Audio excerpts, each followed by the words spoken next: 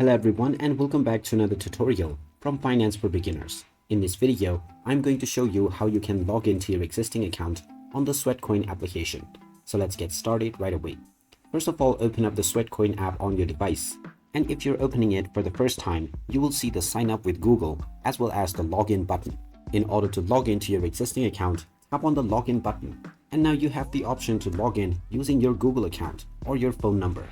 If you created your account using your phone number, you can tap on the login with phone number option, and then you will just need to enter the phone number that you used, within which you will receive the login code. Alternatively, if you tap on login with Google, you will need to select your associated Google account that you created your account with. After you choose your account, just tap on access physical activity to allow access for the app.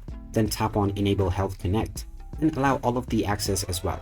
Now tap on the yes button and you have the option to enable or disable notifications.